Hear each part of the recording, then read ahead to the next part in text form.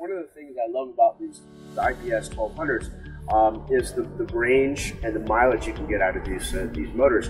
So at 9 knots, which, you know, this boat does 38 knots and cruising speed is about 25, but at about 9 knots, you can get 1,200 miles with these motors. Now, at our average cruising speed, which we like to cruise about 25 knots, we've got a range of about 720 miles.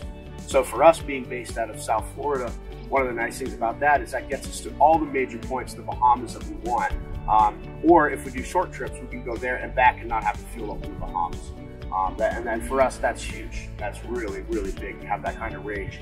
And to be able to cruise at 25 knots and get there in a hurry is one of the massive, massive benefits of this boat. Yeah, just absolutely incredible.